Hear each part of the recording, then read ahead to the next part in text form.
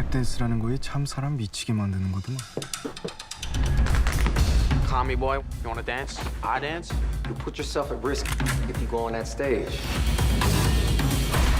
I love this movie. I'm thinking about it. I'm kind of already this kind of electricity is kind of pumping through my veins, and they start dancing to each other. Kang Young-cheol's Swing Kids. You're watching Movie Talk. Yanchu!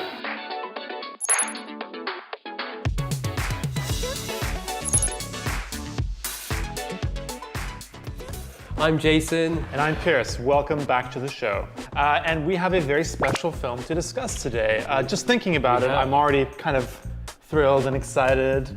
Anyone who likes to be kind of transported and likes something, you know, music and song and dance and musicals and kind of, you know, something like fantastical and exciting and whimsical is going to be pretty interested in this film. It's based on the musical Rogisu, and it stars EXO's D.O. So that's a D.O. or Do Kyung-soo from the hugely popular international K-pop act EXO. Rogisu, a North Korean prisoner of war at the Goje camp. There's an American ambitious general who wants to kind of get some good PR going. So he decides to start a tap dance group, and he enlists a disgraced former Broadway dancer called Sergeant Jackson, played by Jared Grimes, to mount this troupe, and Kisu becomes one of the main players in this troupe. And while they're trying to prepare for a big Christmas show, an ideological flare-up takes over the camp.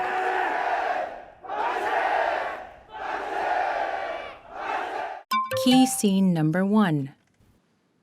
In this scene, Kisu, looking through this kind of small hole, you see his eye, and then you see what he's looking at, and you can see that he has a real urge to tap dance.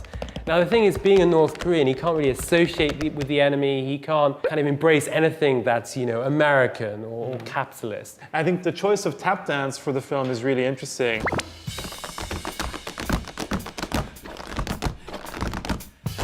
Tap dance is absolutely American, and that's really, really important here because it's a clear choice. He has to kind of go over the divide to accept a purely American capitalist form of entertainment. Yeah, and that's a dilemma that he struggles throughout the film. 붙어보자. 탭댄스로. Key scene number 2.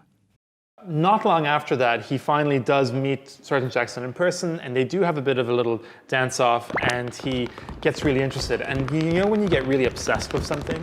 You start seeing it everywhere. You close your eyes and it's there. You dream about it. And wherever he is around the camp, all you can do is like hear this kind of rhythm in everything. So there are people kind of hitting things, you know, people just doing their work or cleaning clothes, and he just hears Cutting rhythm cabbages, everywhere. yeah, we're slicing cabbages.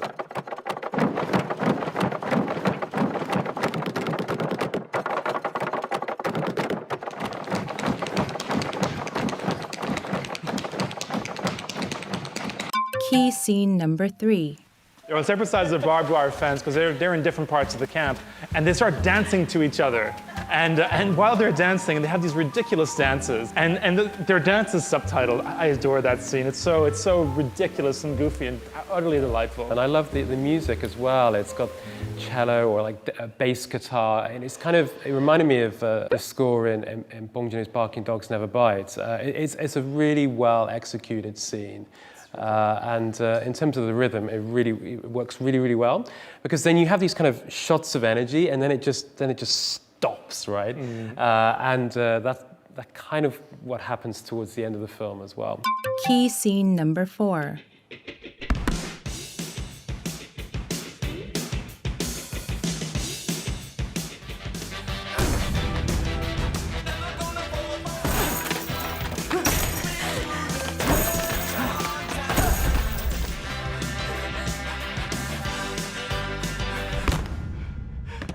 David Bowie's Modern Love.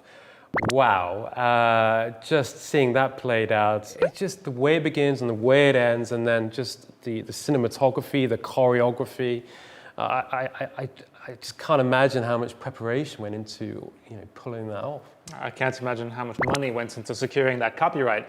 But yeah, that is one of the standouts of the film. They're not together, the characters, Gisu and Panle. They're in different, one's in the camp, one's outside the camp. They're both kind of like in a low point, and this dance is kind of happening in their minds, and it becomes a parallel edited sequence. And yeah, it becomes positively euphoric. And as you mentioned, how the film occasionally kind of builds up to something and stops very suddenly. This scene stops very suddenly as well. And the emptiness, when it's all gone, you realize how powerful it was. Yeah, a really remarkable scene. Trivia. Since we've discussed David Bowie, I think we should talk a bit more about the soundtrack. The soundtrack is very, very special in this film. It certainly has to be one of the most expensive soundtracks for a Korean film. Right, you've got the Beatles as well. The Beatles, you've got Benny Goodman, you've got the Isley Brothers. Honestly, I love this soundtrack so much. I kind of found all the songs and just made a Swing Kids playlist. So I listen to it quite a lot. Yeah, I have it here. I don't have all of them, but I have this thing here. And I love the music so much. Yeah, and I think over time this film's going to be, I think people will go back to it and see it as a very significant film. And Pop quiz. How many POWs were at the Koja prison camp? A lot. I don't know. 150,000. Over 100 anyway. Around 140,000 prisoners of war from the north and China come about. What was this girl in blue accused of being? 발갱이.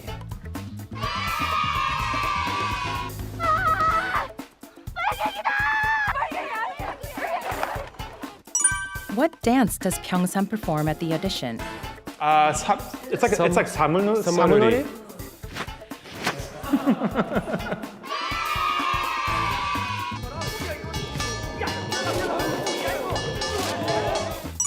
What is the last Swing Kids dance titled?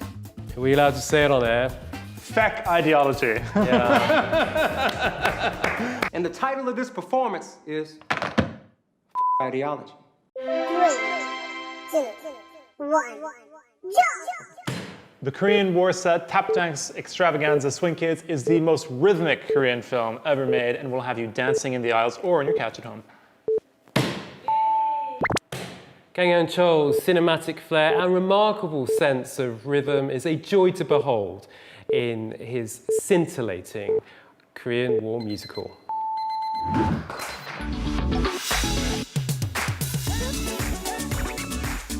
Thanks for watching. We really hope we've gotten you to watch Swing Kids. You can check it out in the link below in the description. Swing Kids, got you!